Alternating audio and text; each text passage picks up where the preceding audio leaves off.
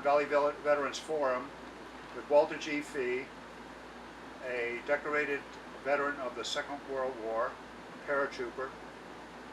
And before I get any further, why don't you start telling us about your early life before joining the Army? Well, I was up there in Alturas going to high school, and rode 20 miles each morning from Likely to go to high school, and then every summer and every vacation I had, I was walking those hills around there trying to get mule-tailed deer. And in fact, the last one I got was 6 points on one side and 7 on the other.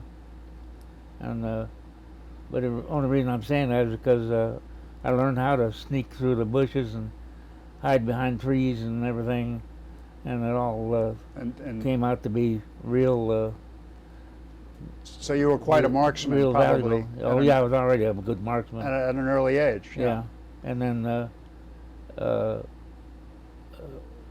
when I got over there, like in all them hills over there, why learning how to sneak through the woods turned out to be a real asset to me, because I knew how to get close to trees and everything, you know.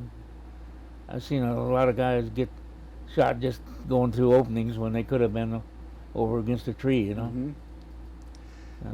So what prompted you to join the Army? I guess 1941 came around and Pearl Harbor happened. Yeah, yeah. And you were still in high school then, I guess? Yeah, I was in high school, and we went in the auditorium that day and listened to Franklin Roosevelt chew about the Japanese attack on Pearl Harbor, and then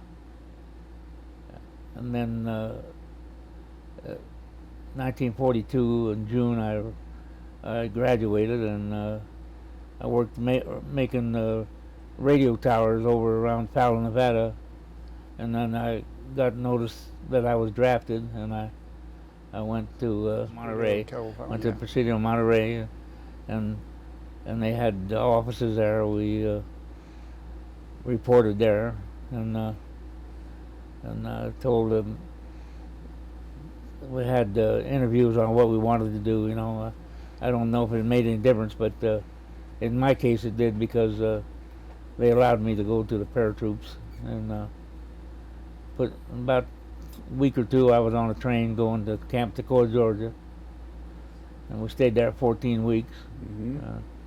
And get up every morning at 4 o'clock and run up Mount Chattahoochee there, just almost straight up, and straight back down, and then we'd eat breakfast and then go. Lots of times we'd load up our packs with heavy loads and have forced marches and everything. They were just it got you in pretty good shape, didn't getting it? us in good shape fast. Yeah. Yeah. How much did you weigh then?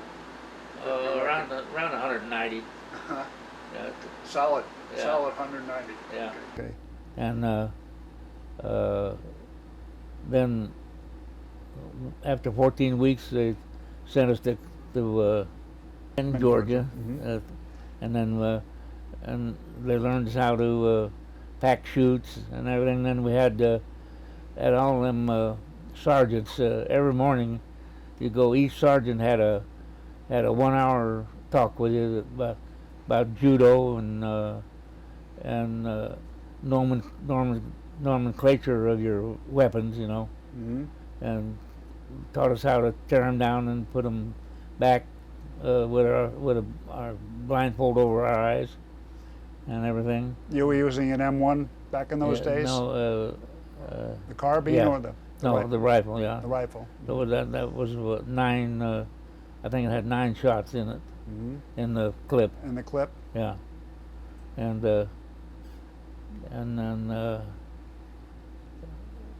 they'd take us over there and put us on them towers and pull us up 200 feet and turn us loose, so we could hit and learn to roll. You have to learn to bend your knees and roll when you hit to keep from getting all broken up. And then they had another one where you got on and slid way down a cable and hit. It was all just trying to teach you how to land and roll. Okay. So and then I've seen a lot of those old war training pictures. yeah. Then on the 4th week we started making our jumps. And, out of planes. Yeah, and my first jump I landed on the ground. I just fell down, didn't hurt me or nothing. But I remember getting up, unlatching my chute and getting up, and my legs were just shaking and everything. I bet they were. And I seen this Jeep coming over there to get me. So by the time they got there, I straightened myself up so they didn't even notice that I'd been shaking. That you were nervous. That's the only time that ever happened. The first jump. I don't know. I got up, and my legs just started shaking and everything. But that's the only time that happened. Okay. And then we made 5 jumps altogether. Each day we'd go make a jump. We'd make a jump and then go in and repack our chute for the next day. You packed it yourself? Yeah, they had us packing our own chutes. Okay. To pack our own chute for the next day, and then we were able to go to the PX or whatever we wanted to do and drink beer. Okay. 3.2 beer it was. And so when did you actually ship over to Europe? Well, we went from Fort Benning. We went to Camp McCall, North Carolina, back to McCall, MACKALL. And I forget how long we spent there, but it was all training all the time, all night marches and everything. And then they jumped us in Tennessee.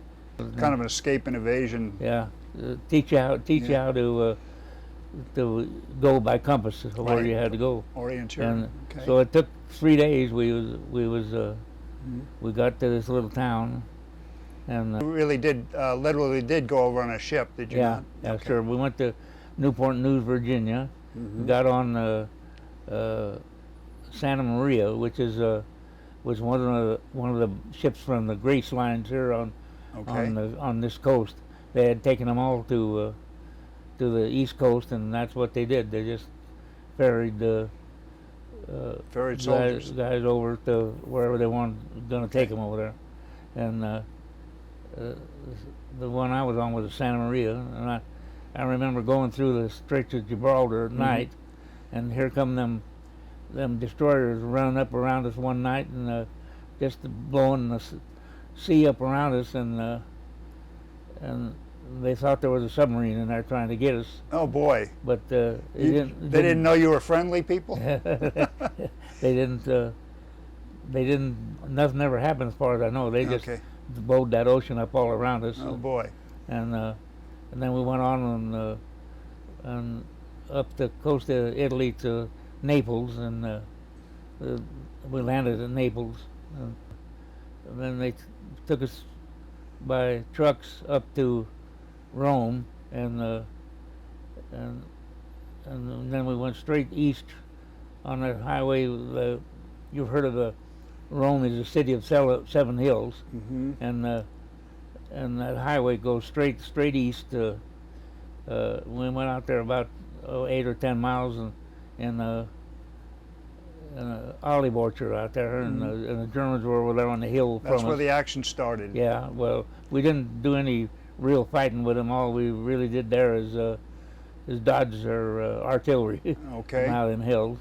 And then before we get to that, I'll talk about I was going Rome to the USO, and I had Big Bill Murphy, Sergeant Bill Murphy, and and Edward Diss and two other guys with me, and we got ready to leave and noticed this phonograph sitting there with about 8 records in it, and so I just buttoned it up and put it under my combat jacket, and they all walked around me, and we went out and took the took the phonograph home with us. That's the same one that's sitting over your shoulder. Yeah, it's the same one right in the back of me, and we remember we had the Andrews Sisters on most of those records. We was playing the Andrews Sisters all the time out in there, and the only activity we had there in that olive orchard was 2 or 3 times a day they'd shell. They knew we were out there, they'd just shell different parts of that olive orchard trying to hit some of us. Trying to hit you. And then we went out, like I say, went up the road a ways to Grosseto, and we're marching out. We're walking out. We weren't really marching. We're just walking out that road, all spread out, ready to go. And the Germans started shooting at us from the hill over there. They were up above you, shooting down on you. And so we just broke and went like this. The ones up there went like that around up on the hill, and we kind of went around the front of it. And old Bill Murphy was out in front of us, and he run down through there and got in back of a big old stump. I could still see that stump, and a big old stump, and he I don't know whatever made him do it, but he could have laid on his stomach and looked around the edge of the stump, but he didn't do it. For some reason, he raised up and looked over the top, and then I see his helmet fly off, and we all started running down there, firing our rifles. We was just in a big line, and there was a bunch of brush the other side of that stump, 50, 60 yards the other side of the stump, and the Germans were down there in that brush, and we was all firing our rifles and running, and I ran up to that stump, and old Bill was laying there with his face down, and his helmet was off to one side with a big hole in the back of it, and look, and Anderson, our first aid guy, got there about the same time, and I told him, I said, what's all them white streaks in the back of his head in that blood there? And he said, well, that's his brains. Oh boy. And so there I was, 19 years old, first day of 19, combat. and this was Sergeant Murphy? Yeah, Bill Murphy. Bill Murphy. Big Bill Murphy, yeah. Called him Big Bill Murphy. And then we went on down through the brush, and there were 3 of them laying in there in the brush, and then 4 more on the other side tried to get out, and they got shot. So there were 7 of them altogether we killed. Took care of the rest of those Germans. Yeah. And one of our machine gun guys named Fisher was, I guess they were taught, and we were taught, to hit people in the stomach, and when you don't kill them when you hit them in the stomach, and you tie up a whole bunch of rear echelon people. And so I think that's what that reasons for that. Okay. And anyway, they came bringing old Fisher up, and he was setting, 2 guys was bringing him. He was setting up, and they'd shot him across the stomach, and they brought him up to put him in the ambulance. Ambulance was pulled around to the back of the hill there where it was safe, and got him down to the ambulance, and tried to lay him down. He wouldn't lay down. He just kept setting up with his hands across his stomach, and we put him in the ambulance, and heck, about 3 months later, he came back. Well, he recovered. He recovered from it. Yeah, we fought him there for several days. Like that night, I was down at that ranch house, and I seen this big water tank there on a trailer, and I walked around the back of it, and it had Drinwasser, Wasser, on it, and I was amazed at how close to our drinking water. That's what that was their drinking water. anyway, we kept messing around, fighting the Germans there for till it was just about dark. And I remember I laid down by this bush and went to sleep. And then early the next morning I raised up, and the sergeant was hollering at us to get her up, and I get up and I walk around this bush. And right on the other side of the bush was a dead German laying there. I've been laying there behind him all night long, didn't even know it. Didn't know it. Artillery shell, we call them screaming memes, because they just go through there and make such a squeal as they're coming.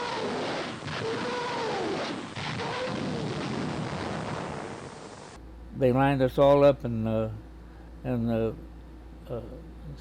Major Bill Boyle and Captain Lassuzet got in the front, and they led us down out through this woods, and we were not real good because you had to walk with your fingers in the belt of the guy in front of you, and they led us up through there, way up through there, and along just about dark we got there and attacked those screaming memes.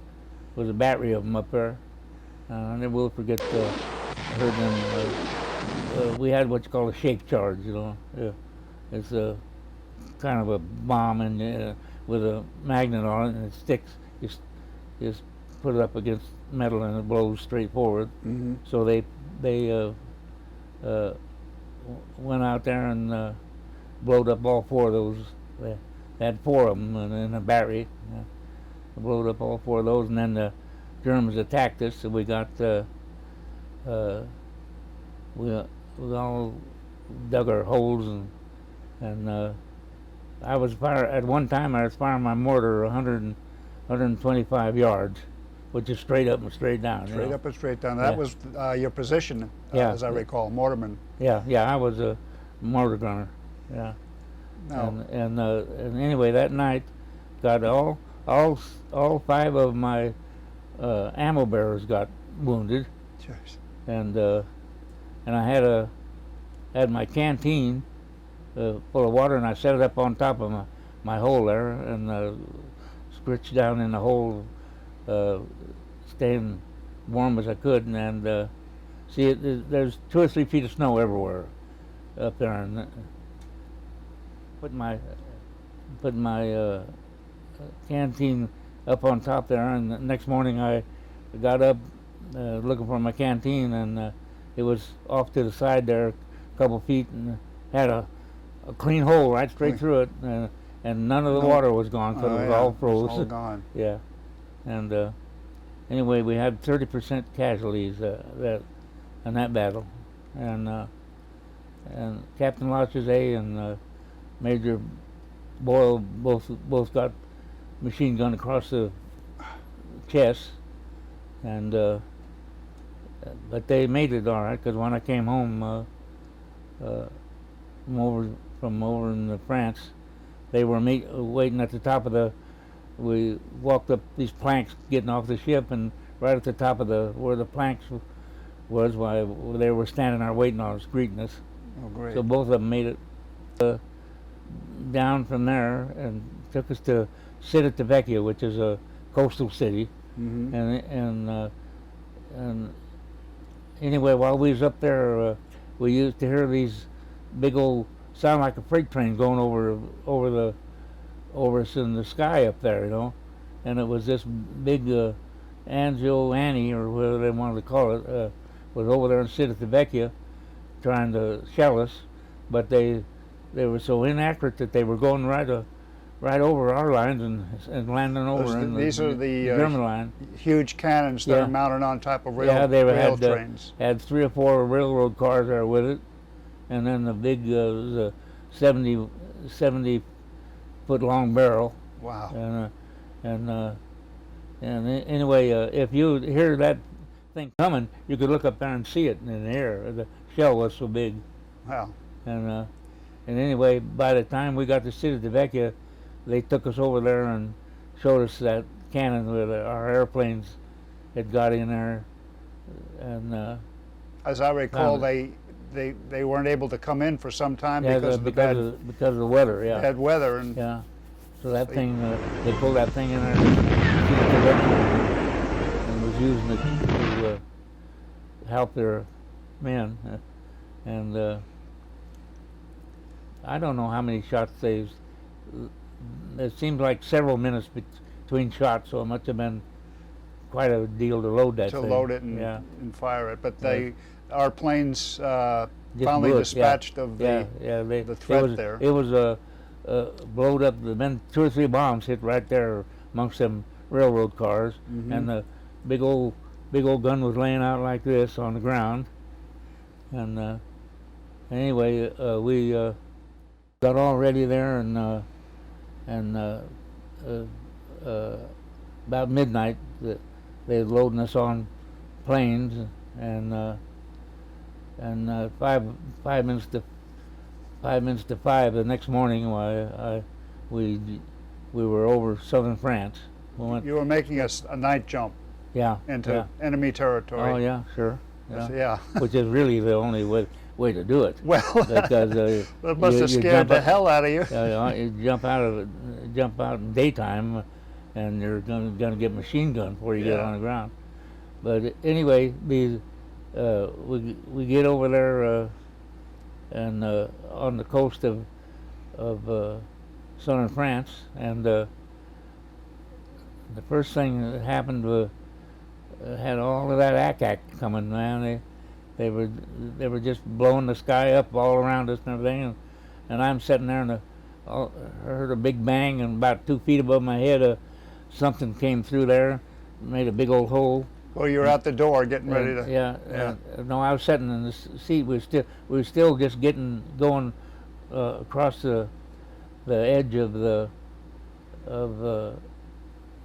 beach there at southern France. And anyway, they were just filling the skies with ack, man. And anyway, that thing blew through right above a couple feet above my head, and went out to the other side, come right straight through that plane, and both sides. Those planes, they were they had aluminum sides and everything. Right.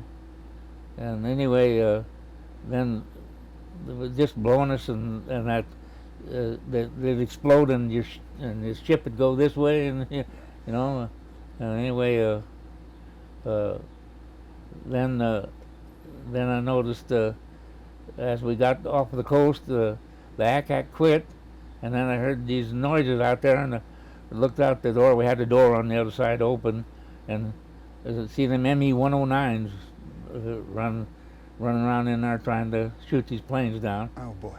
And that's when I made the vow that I said, if you ever get out of this, you're never going to get in another plane. And so anyway, we have two great big ridges over here. They're about 40 or 50 miles between them, big mountain ridges, and they had to go around 2,000 feet to go over the ridge, and so they came up, go over this ridge, and then they were supposed to drop down to about 600 feet and jump us, and then pull up and go over the other ridge and get gone. Well, anyway, for some reason they decided not to do that. They just leveled off across them ridges there and let us jump out, and so instead of falling 600 feet, we had 2,000 feet. 2,000 feet in the dark. Yeah, and anyway, I looked down there, and it's all white, and I thought before that, whenever they had invaded Sicily, 2 plane loads had got jumped in the ocean, and they never even heard of them anymore. No. And anyway, I looked down, oh God, they've jumped us over the goddamn ocean. And so I had a thing on my chest here called a T5 pack, and you turn it about a quarter of a turn, and it unlatches all your straps, and you just keep your elbows down so the ones under your shoulder will hold you, and then just as you figure you're getting close to the water, while you throw your arms up, and your chute goes off to one side, and you fall straight down, and that way you got a chance. Yeah, because if you jump with that chute on, you'd probably drown. If you fall in the water, that chute will come right down over you, right, just like a big blanket. And anyway, about the time I was all worried about that and everything, I just sat down, and You were on terra firma. I was in between the rows of a grape vineyard, and they'd plowed it up, and I just sat down and it lit so easily I never even fell over. Oh, good for you. Yeah, and we were supposed to hide our chutes, so there I was, just pulled that chute up and stuffed it under them grapevines, and old Bob Rock, I was hollering for Bob Rock, and he was up on the hill. See, ever there, oh, these real little sharp hills. Then you got maybe 5 acres of flat ground, and they plant these grape vineyards in there. Mm-hmm. And so anyway, I was hollering, and he hollered back, says, "And I'm okay. I'm coming down there." And he come down off of that hill, and the side of his face was all cut up where he hit a tree. Mm-hmm. And anyway, while we was hollering back and forth, I heard this whistling, zinging, and I looked up above me there, and there was them tracers going by, and some German over there with a machine gun was trying to shoot at us, Yeah. But anyway, it was 30, 40 feet in the air.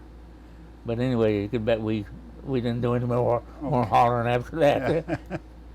So anyway, that was a jump, and through this woods here, and it had a trail, and I looked up on the trail there, and there was a soldier laying there. So I went up to it, and it was one of our sergeants with a Sub Thompson and a sack full of clips and everything. So, He was dead? Yeah, sure, yeah. And then I in there, so I went up to it, and it was one of our sergeants with a Sub Thompson and a sack full of clips and everything. So I took my knife off of my leg and stuck it in my M1 and stuck it up above you, stuck it by his head and put his helmet up on top of it so they'd be sure and find him. We looked over there along about midway in the morning, and there was a big old cut in the bank with a highway down through the middle of it. We looked over there, and it was just loaded with trucks, and then all on both sides of that looked like ants was all them German soldiers coming back, and said, "Oh God, we're really gonna have it now." And anyway, about that time I noticed some planes circling over us, and I didn't recognize them. I thought, God, they're gonna start bombing us now. And anyway, they circled over us, and then here they take a run at that bunch of Germans over there and drop bombs on them, and it was They were our guys. It was British British. mosquito light bombers. Okay. See, that was 5,000 Americans and 5,000 British jumped, and after we had jumped, the 442 had come in on gliders in back of us, and they were sitting back there. There was a Nisi. That was a Japanese Americans. Japanese Americans. Right. And they had 4.2 mortars back there. Mm-hmm. And I guess they did all that noise, made all that racket with just 4 of them. Anyway, they could really fire them mortars, and they'd just come right up through that vineyard, killing them Germans. And they must have wiped them out because we didn't have anything to deal with. Any attack from them. Mm-hmm. In the darkness, many paratroopers had dropped in the wrong place. Many gliders had missed their landing zones. The airborne force was scattered all across the French countryside. Small bands of paratroopers and glidermen came together and fought to survive the night. The glider pilots, their flying job over, were now infantrymen. They had an artillery piece called a 170, Mm-hmm. and they were firing that thing, and the minute it'd go off, it'd hit on this hill in back of us, And anyway, I'm laying down, and I had a slit trench. Sometimes we just dig a hole you could stand in, and then the rest of the time you just dig a long slit trench about 2 or 3 feet deep, so you could lay down in it. Mm-hmm. And anyway, I jumped down in that when the shelling. And anyway, I heard this. When the shrapnel gets about out at the end of it, run, why it just makes the darndest noise ever. It's just barely flipping through the air.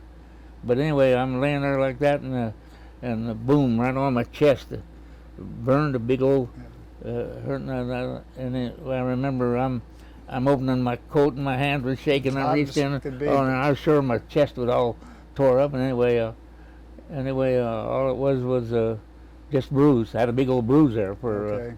But and it was hot, and it felt like it was burning through my coat. And anyway, that's about as close as I ever came to getting hurt real bad. I was there by this house, and down over there about half a mile or so was a creek with a road up the other side of it, and some houses up in there. Mm-hmm. Look over there, and there's a caravan of German trucks going up through there, real slow leaving. So I set my mortar up there by this little house, and was firing, trying to hit them trucks, and looked around, and there's 6 guys standing there in old dirty suit clothes and everything. They had bands of ammo strung over their shoulders and had guns in their hands. And anyway, they came up, and they were some of the Maquis, they call them. The French Resistance. French Resistance. Yeah. Anyway, they came up and was hugging us and everything, glad to see us, and they took us down this road about 4 or 5 miles to a crossroads, and then they said now there's about 40 or 50 Germans out there laying a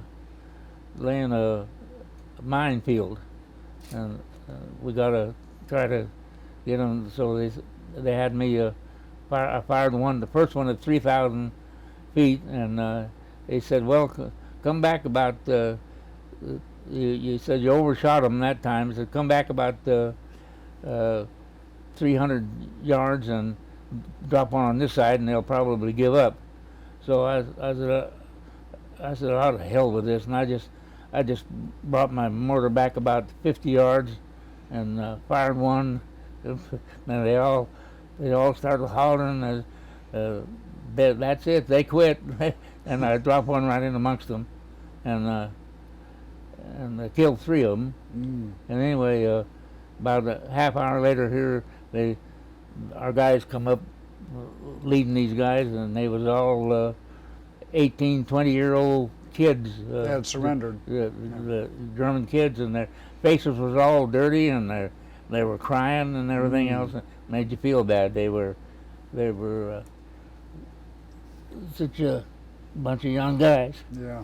And anyway, they're the railroad boxcars that they have over there. They're 40 feet long and 8 feet high, and they got 1x12s around the sides. And anyway, they had these things set up with cots in them, and they put us on there, and we went I don't know, 2 or 3 days on them 40 and 8s up to northern France, a place called Lille, France, and we were supposed to have 14 weeks to get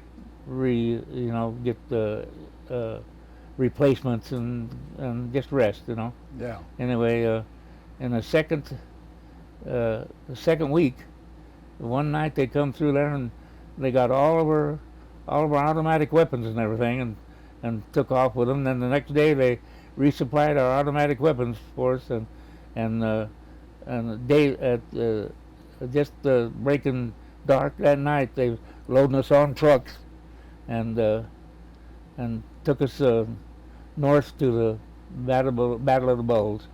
German troops smash through the American lines and wreak havoc. Americans tumble back in chaos and either surrender or get killed.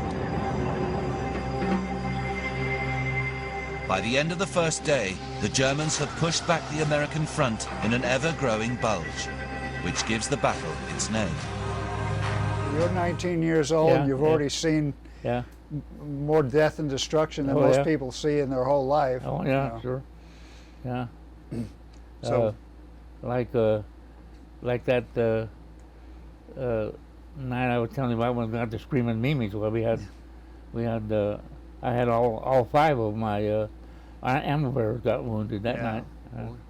Anyway, they told us there's another little town up here about 5 miles. We scouted it, and there's 17 Germans up there, and we want Company C to go up. I was Company C of the 517th Parachute Infantry, and they want Company C to go up there and occupy it, and defend it, and don't let the Germans in there. So we go up there and we attack this town, but what we didn't know was while all this was going on, probably a regiment, at least, of Germans had had occupied the town. So there we go. We go up there and start attacking that town, and anyway, they come out attacking us, and we turn around and go back to the town where they'd dropped us off, and defended that. Anyway, we ended up surrounded at that town for I think it was 9 days. We were surrounded there. surrounded by Germans for 9 days. Yeah. Anyway. What were you thinking? Oh, well, Am I ever going to get out of here? Yeah, you don't think too much, really. The little town was a straight street with a row of houses on each side. That's the way a lot of those little farming towns was. And then on the other side of the street from where I was at was a long field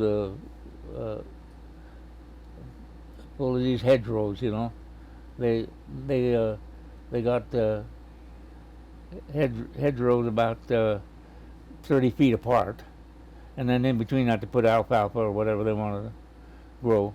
And anyway, about the second or third day we was there, why the Germans come down them hedgerows, attacked them from that side of the town. And anyway, I was inside of a house on the other side of the street there, and we had a machine gunner up in the top of a second-story house over there, firing up the Germans coming down the hill. And anyway, standing there watching, here come this German around the side of the building, little house there, coming around a little house, sneaking up, and he turned around, and just as he raises his gun to shoot our machine gunner there, why I turned loose with a carbine, and then 2 or 3 of the other guys all turned loose. Don't know who hit him, but anyway, he just raised his gun like that, and then he just come over like that, right down, and the machine gunner, a couple of the guys run over there to make sure that guy was dead, and the machine gunner turned around, looked down there, and then looked it over and he waved at us like that, and turned around and started shooting the machine gun again.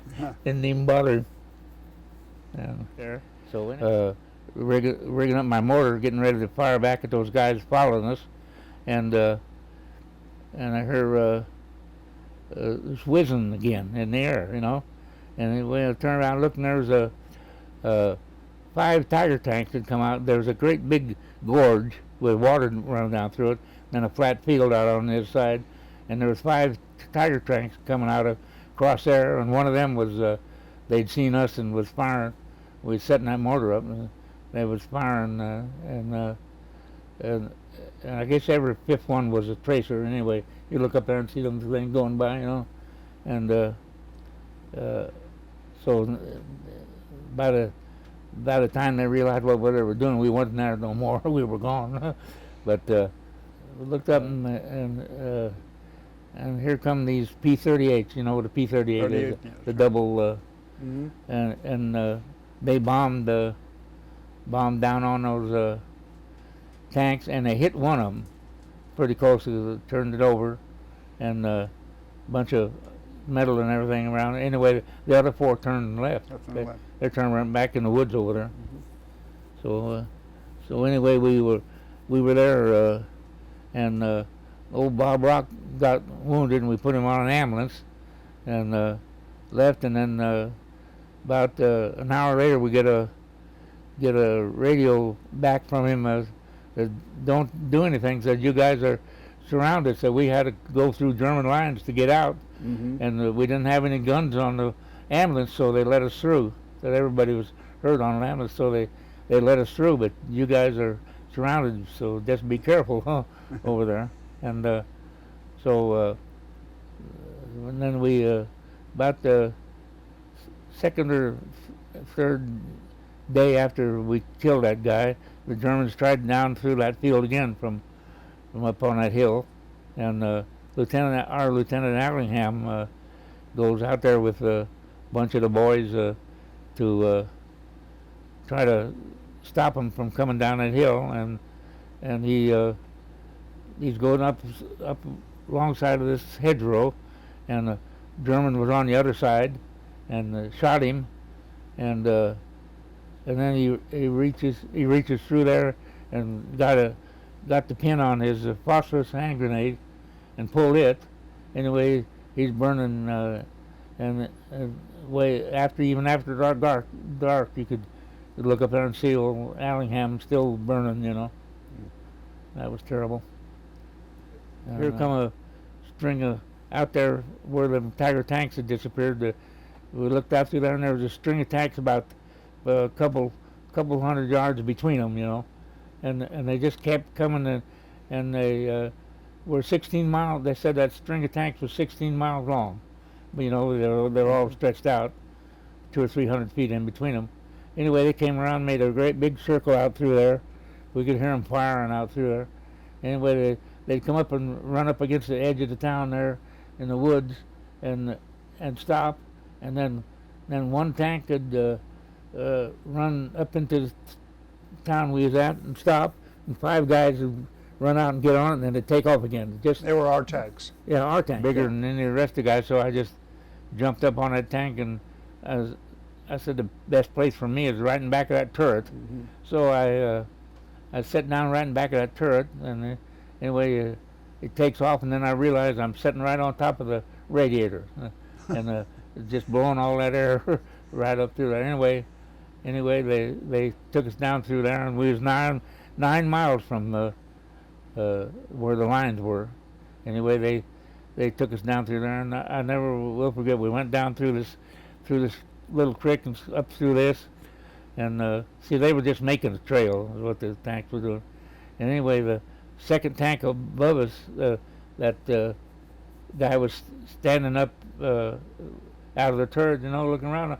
All of a sudden, he just disappeared. The sniper got him, and the tank, the front tank turned, and the one in back turned, and they just started machine gunning those trees, and I looked up through there as when we turned around to leave. Why there was 2 Germans hanging out of those trees up there. So they'd been up there in those trees snipers on down the hill to this cluster of buildings down there, and they had 18 Germans lined up out there, and the Sergeant Harmon says, "Please check that house there." So I went and started going in the house, and I forget who it was went with me. I always had some guy in back of you to help you. And anyway, I go in there, and there's coffee boiling on the stove, and steaks frying. And I opened the door to the garage, and there's a big old cow or steer or something hanging there where they killed it and made themselves some food. Anyway, I went down and had a cellar there, and I went down the cellar, and there was all these mattresses stretched out down there, 5 or 6 of them, and I go looking under those pillows, and I found 6 P-38s in there, with holsters and everything. So I gathered all them things up and come out of there with them. I was always looking for a Luger, and I couldn't find a Luger, and the kid that was with me, he said, "Did you get them all?" And I said, "I don't know. You can look if you want to." I'm danged if he didn't come up out of there with a Luger. Wow. And I had the P-38. Now, where was this, Walter? That was in Belgium there. In Belgium. Okay. Yeah. And there was a hill over here, and Wilkins was standing up there on a hill looking for Germans, and they shelled us a little bit, and he got hit by a shrapnel and right in the rear, right in his rear, and he come down out of there, and they had him laying there, wiping up the blood and everything, and the medic told Wilkins, said, "Well, we're going to get you out of here. We're going to send you to London, to the hospital in London, and everything will be fine." We was all kidding Wilkins about how easy it was to get out of there, and got to go to London and everything, and anyway, about a month later, we found out that Wilkins had got back in London, got in the hospital. One of those V1s had come over and dropped and hit the ward he was in and killed him. Buzz. And that just goes to show if your number is Yeah. on the board, you're gonna get it. And You returned to safety eventually. yeah. How was your passage home made? Oh, we went to Joigny, France, and stayed there. Oh, I don't know, a month or so, and then we got on USS Oneida Victory at Le Havre. Joigny's back in 20-30 miles in, and then Le Havre, France is there, the harbor, and we loaded up there. And we was going to come home, get a 30-day furlough, and then we were going to go to out on the coast of Okinawa or somewhere and get ready to invade Japan. So anyway, for the second night out, news comes over the radio that Hiroshima had been hit by the bomb, and then the next night, about the same time, it came in Nagasaki. It got blown up, and the war was over. So anyway, we came. August of 1945. Yeah. Well, we went to. I never will forget. I remember coming up through there, and you could see Statue of Liberty over here. Anyway, they pulled us up a Oneida Victory and walked across these planks. We got up at the top of it, and there's old Captain Lachaussee and Major Boyle standing there greeting us. Anyway, it was our company had 131 guys in it, and it was me and 11 others of the original. It was all together when we came back. That's all there was of us. It was me and 11 others, and about 40 others. 40 or 50 others had come back to the United States and got healed, and were ready to go. But anyway. Captain Lachaussee says, "Thieves, I want to tell you something before you go in there." Says, "You're going to be served by German POWs." Says, and the war's over for them, and it's over for you. Says, don't do anything. So I guess you're afraid I was going to hit him or something, Anyway. I go in there and sit down, and they bring us some steaks and everything, and the guy next to me jabbed me like this and said, "Look like." I looked him back at me about 20 feet and back up against the wall was an MP standing there watching. So I guess they probably figured we were going to jump those. They were all cleaned up, them POWs, clean clothes and everything, and staying there being taken care of. Thing that makes you feel sorry about for the guys nowadays, they're not trying to win these wars that they get into. They just put a few guys in there and let them get killed, That's been the case ever since the end of from Korea on. I think you could say that's true. Yeah, and they'll send send a company over when they should be sending a regiment. They like these deals in Iraq, and that's a bad deal. We feel sorry for these guys that have to try to do that when they're not trying to win. All they're doing is just making a little police action. Or so that's what's tragic about the way things are now. Yeah, that's just the way the world is. Well, Walter, I want to thank you for coming on our show today. I want to thank you for your service, of course, and all you've done to keep freedom alive in our country. Put on your boots and parachute, shoot, we're going up, we're coming down. Put on your boots, we're all American and proud to be. Boots and parachute, with the soldiers of liberty. We're going some brother fighters to the enemy. We're coming out of the sky, parachute overs. Put on your boots, we're all American and fight. We will. Boots and parachute, all the guns of the force still. Get ready. Airborne from skies of blue. Stand in the door. We're coming through. Make your jumps and take your bumps today. Let's go. Put on your boots, your jumping boots, your parachute. Get all those gliders ready to attack today. Look up, for we'll be gone. Check into the dawn. Next station, time to fight them all. The 82nd way. Hey!